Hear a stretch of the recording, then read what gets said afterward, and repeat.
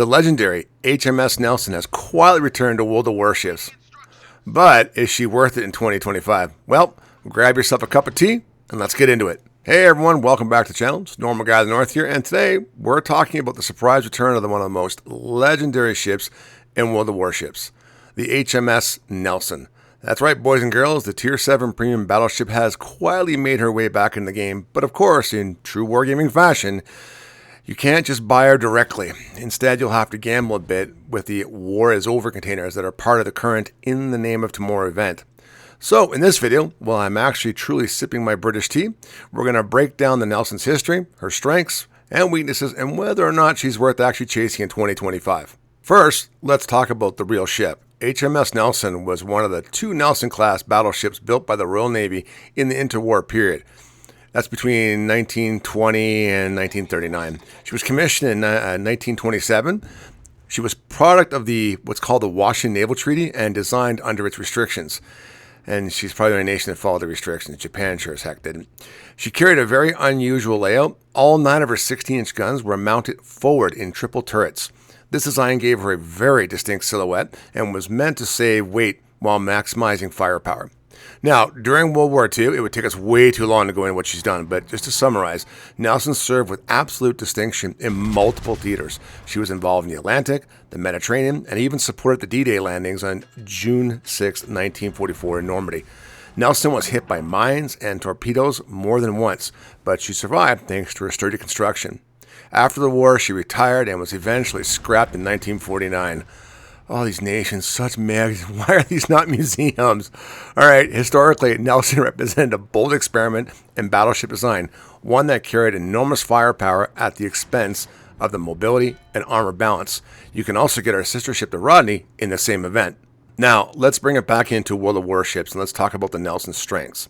Nelson at Tier 7 is best known for one thing, her 9 16-inch guns. That's right, at Tier 7, this ship packs firepower, usually reserved for higher tiers. Those guns can overmatch most bow and stern armor you'll face, meaning when you're top tier, as in Tier 9, you'll absolutely bully enemy battleships by punching straight through their noses with AP. And a lot of new players who have not played with the Nelson get caught up in that and don't realize that. And of course, you also have the infamous British HE, high explosive.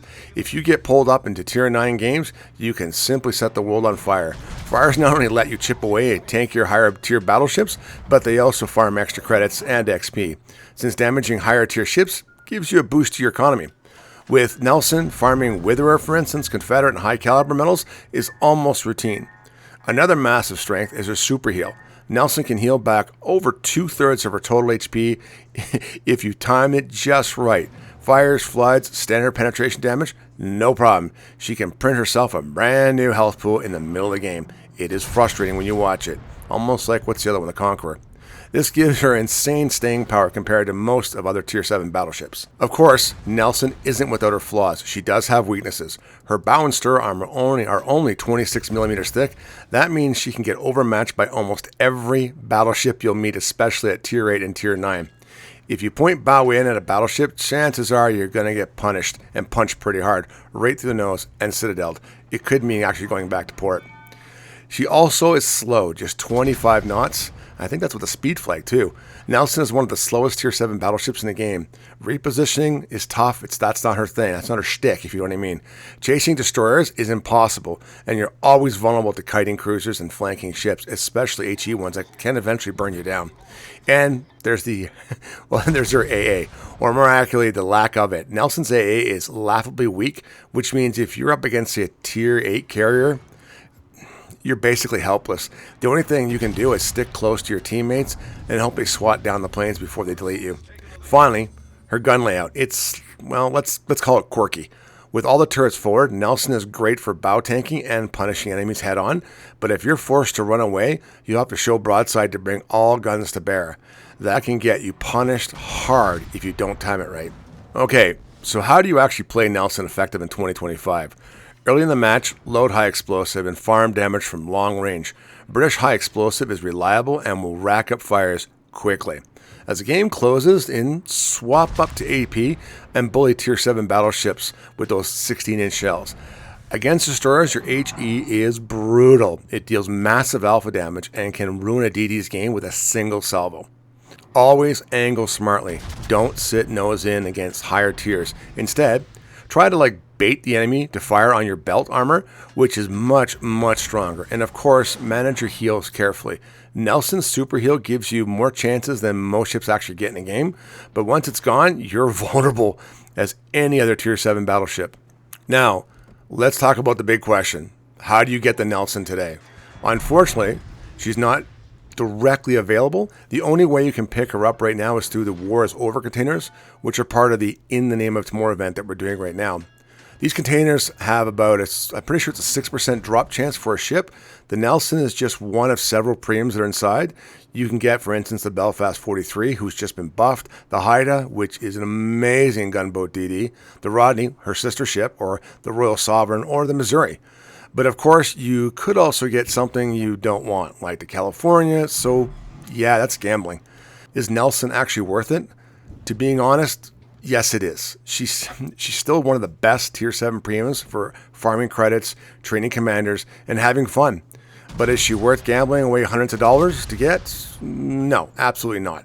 If you already have a bunch of their ships in the container pool, your odds of landing Nelson, of course, are much better. That makes it a safer bet.